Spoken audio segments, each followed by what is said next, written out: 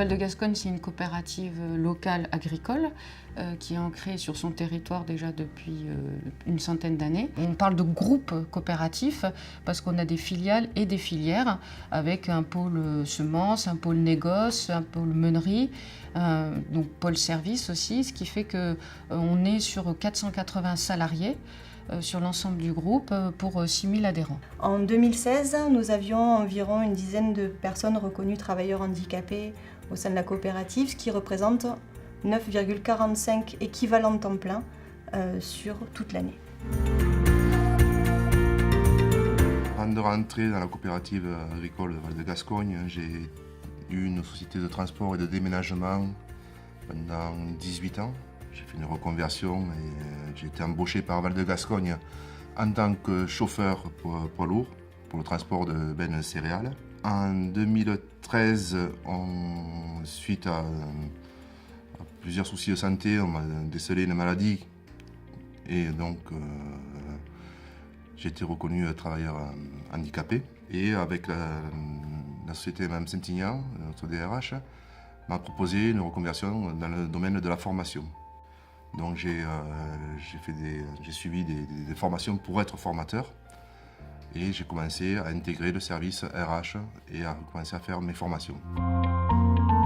Pour le recrutement, on se base surtout sur les compétences techniques des salariés que l'on souhaite embaucher et pour les salariés qui ont eu des situations de handicap durant leur temps de travail au sein de la coopérative, que ce soit dans la coopérative elle-même, groupe ou filiale, on privilégie tout le temps les compétences de chaque salarié pour prendre nos décisions.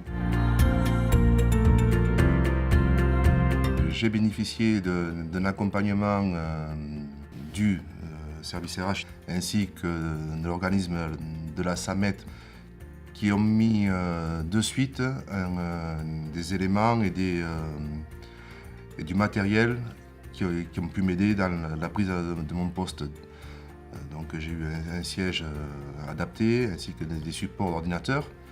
Donc ça a été très réactif et les attentes que j'avais ont été mises en place très rapidement. Alors nous avons 2 salariés pour lesquels effectivement il a fallu adapter le poste de travail, un technico-commercial qui pour sa voiture a eu des aménagements à faire très spécifiques du fait du manque du membre supérieur droit. Et pour un autre salarié, son poste de travail a été complètement revu.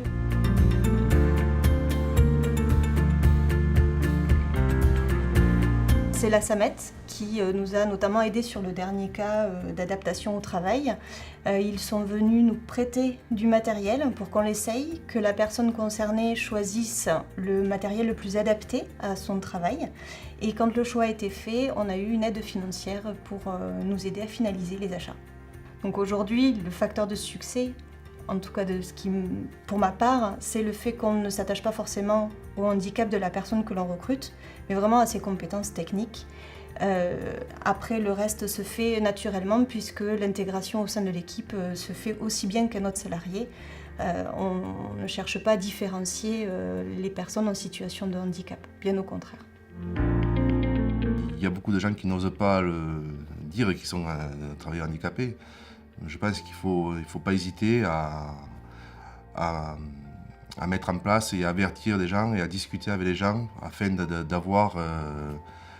trouver des solutions pour l'amélioration d'un poste de travail. La reconversion, elle peut se faire.